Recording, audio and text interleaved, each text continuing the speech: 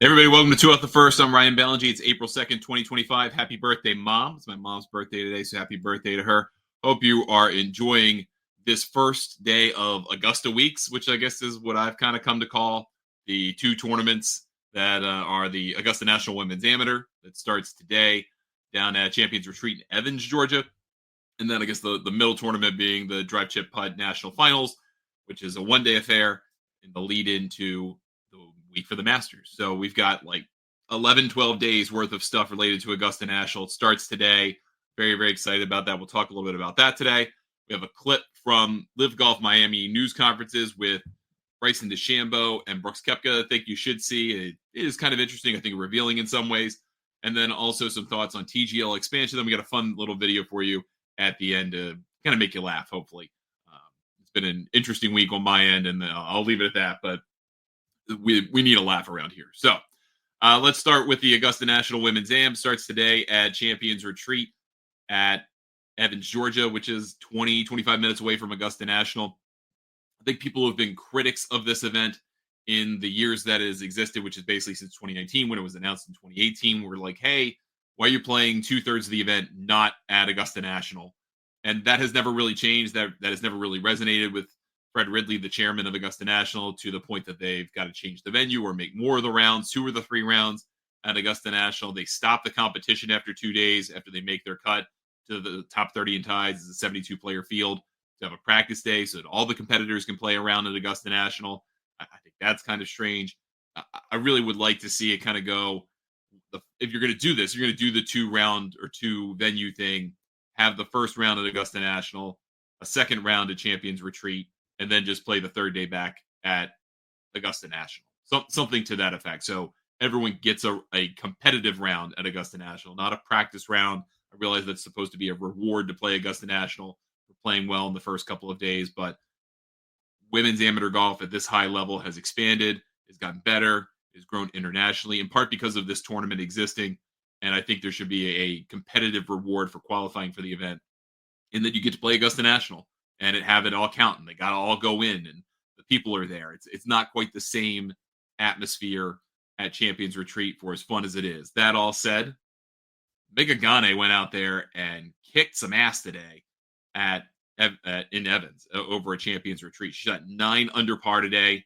That is the tournament record. Won the first round at Champions Retreat.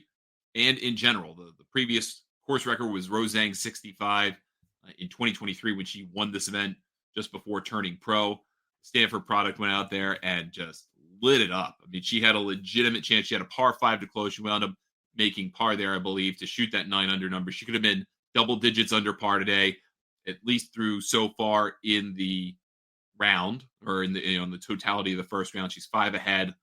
Lottie Wode, who is the defending champion, still an amateur player. She, at last check, was in a tie for second place. And a shout out to Claire Rogers over at golf.com and the digital host for TGL. She had basically all the players who are in first or tied for second right now on her show for golf.com, The Scoop, where they eat ice cream and talk, which is a great idea, great tie-in. And they're all playing well. Really interesting to see. I think you're going to see how Gianna Clement is doing. Number of American players that are probably worth attention, but the thing I really do like about this event is how international the field is.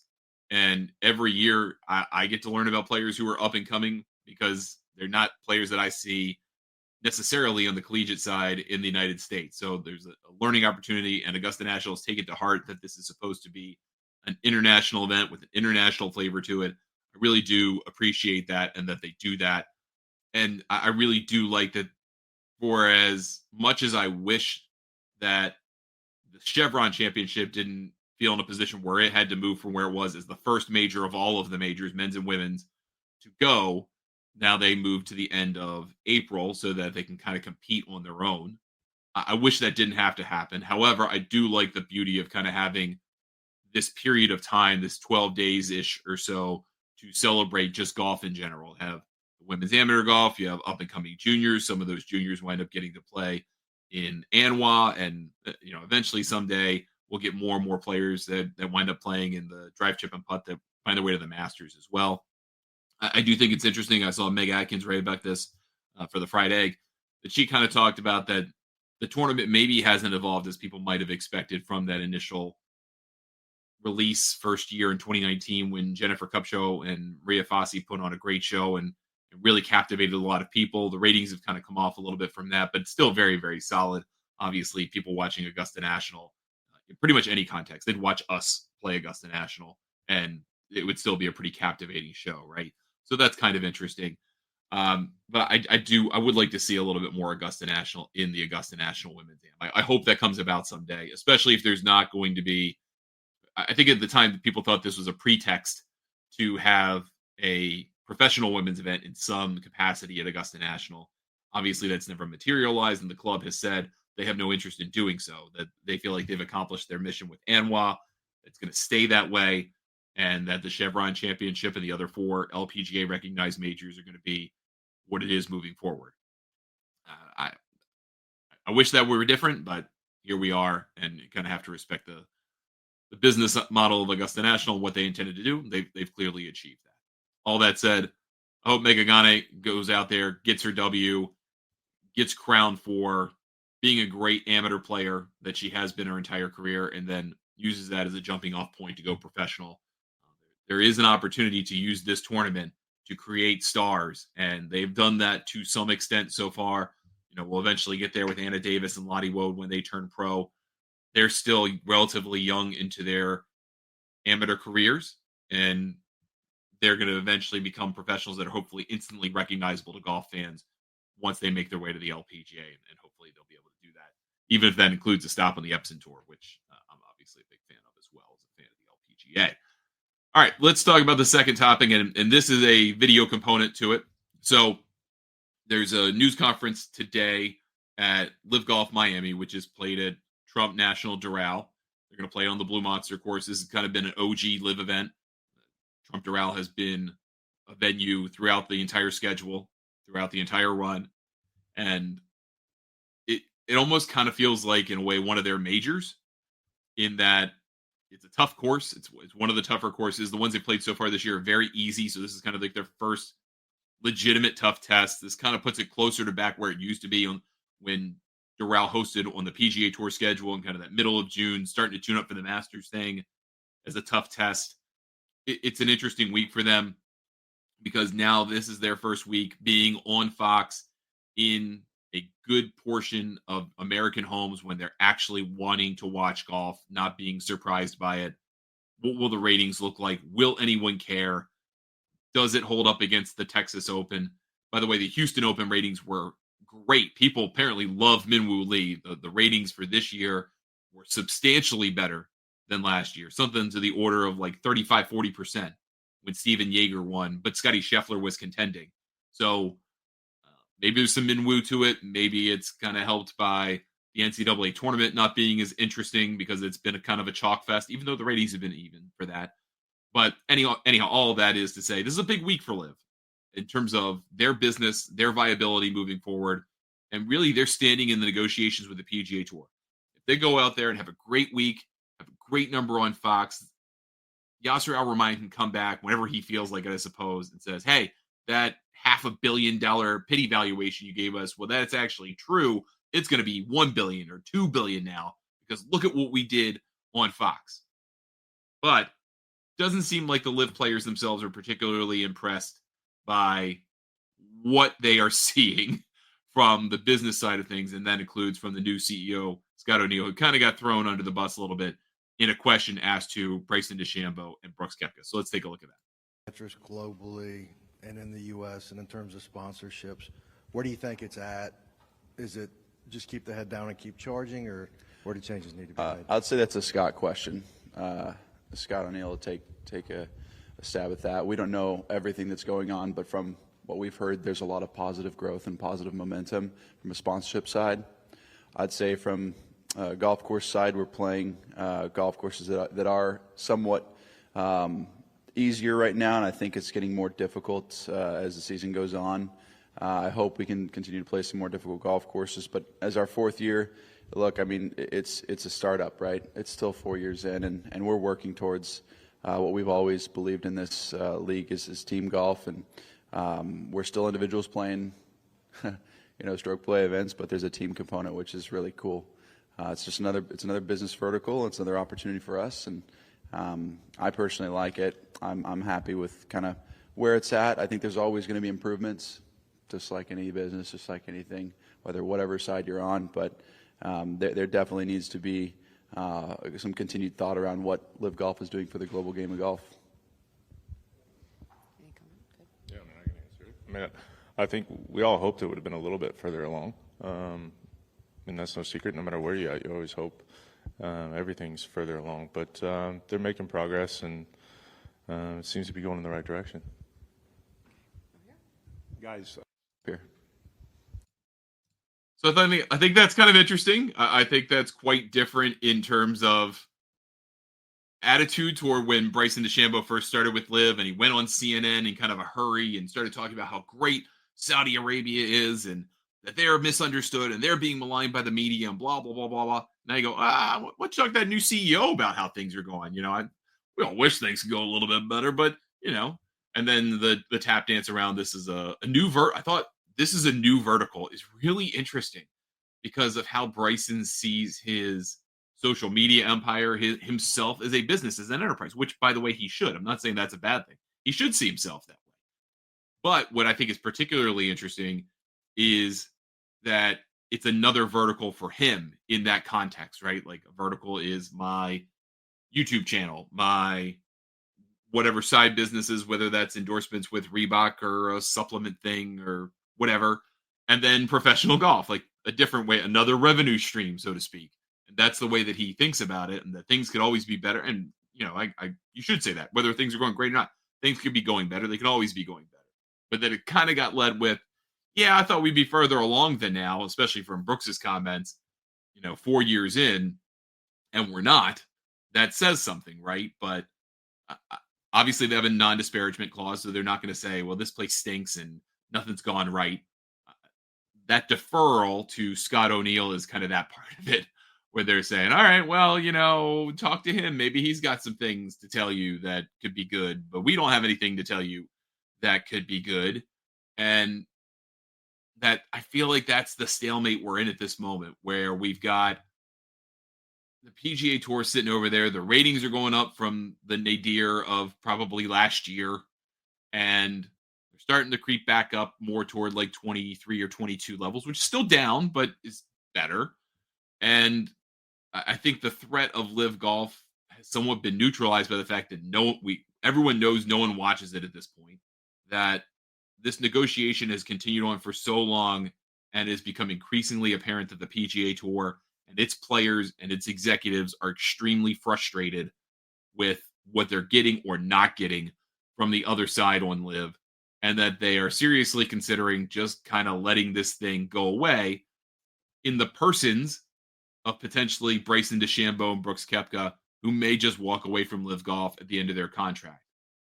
Eamon Lynch wrote an interesting column over the weekend to kind of talk about this a little bit, and heard from an agent. I don't remember if the agent's firm was identified, but Wasserman has kind of been a big part of getting guys to come over from the PGA Tour to LIV. And regardless of who the agency is, the insight was interesting in that the idea was, well, if you do the calculation, right, and you think about how much money you can play for on the PGA Tour, especially if you have access to the signature events. I'm not saying the LIV guys would right away, but if you do, you have access to all of these, 8 $20 million events you could have access to. You have access to a $25 million Players Championship. You have access to, if you get far enough into the playoffs, 2 $20 million tournaments in the first legs of the playoffs with no cut.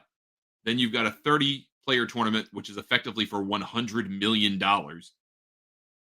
Unto itself, and that's before you talk about the major access that you get, the official World Golf ranking points that you get.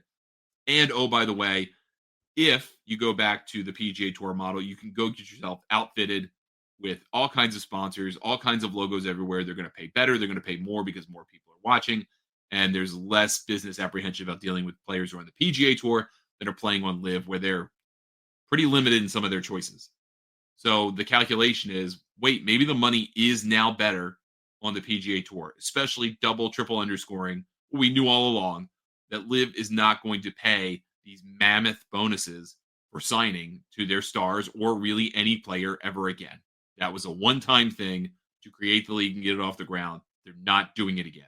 So if you do the math in the long haul, unless the Saudis change their mind and start forking out 9-figure bonuses to sign for these guys in particular, you're going to see your stars go away. And all of a sudden, all of the leverage goes away. Everything's done and dusted. And the PGA Tour has to do nothing. They give up nothing. They don't have to give up equity. The Saudis might just go, forget it. We don't even need to be in golf. Wasted enough money. We're out. Or they want back in. The PGA Tour has the leverage and says, well, you now have nothing to value because LIV is effectively worthless. And, oh, by the way, we don't need you. We've got plenty of private equity available to us. So if you want to come in, you're going to pay a premium. You're not going to get a board seat. Are you interested in such things? I think that's the state of play here. And I thought that was interesting to talk about. Now, one thing I want to show you before I forget, because we'll forget at the end of the show. This is a viral clip I saw today, and it is Matthew Stafford, longtime quarterback for your Detroit Lions, then for your Los Angeles Rams, Super Bowl champion. Apparently, it's some kind of pro-am event, trying to throw Bryson DeChambeau a speed ball, a fastball with the football, and seeing if Bryson could catch it. I think you will enjoy this, particularly like the last second or two. Here we go. Is he actually any good? Dude, I think he could actually make it in the NFL.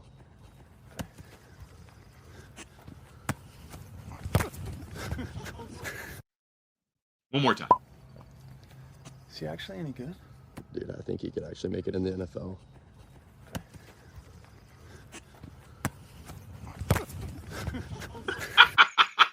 One more. I'm definitely going to isolate the audio of Bryson getting the fastball into his chest and go, It's just too funny, man. It's too good. Anyhow, that's what I do with my days, apparently. So let's also get to our final subject of the day, and that is TGL expansion. So apparently TGL expansion is coming. There's some reporting out there. I think it's from SBJ. Don't remember anymore at this point. But that TGL is shopping expansion. We knew that. We knew that going into this. We don't know what form exactly that's going to take, whether it's going to be still be four teams of 4 guys, whether they're going to go have a women's version of TGL, whether they're going to have mixed teams, whatever that's going to look like, don't know. Alexis Ohanian, who former or founder or co-founder of Reddit and guy who owns one of the owners of the LA team, he said that he had the explicit rights to a women's specific team. Whether that actually turns out to be what comes along, we don't know. But it sounds like they're looking at Dallas for another team, because then you could go after guys like Spieth and Scheffler and Zalatoris and pay them to get on board. And they're looking for $77 million as an expansion fee for a Dallas team. Now, you might hear that number, and if you haven't been following the business of TGL, go, what in the world? Wait, what? This thing that just started and gets 500,000 viewers per night on ESPN and random Mondays and Tuesdays, that's worth $77 million. And then you start thinking about what the Boston Celtics just sold for, which was, $6.5 billion or something like that. Not saying that they're equatable, but just start thinking about what sports franchises cost now. Think about NWSL franchises. Their expansion fees are 9 figures at this point. They're asking for a lot of money. WNBA expansion fees, 10 years ago, not even 5 years ago, you could have bought the Las Vegas Aces for a little over $1 million, and you now would have 200x that investment in the valuation of that team. So that's where we are. This is a kind of rich person's investment thing now, and it's a little plaything for them. So $77 million is really not that much. And apparently, to be a part of the group, the minimum cut in is $250,000, which, hey, maybe we want to crowdsource that. We can own part of TGL. Maybe we can get behind that.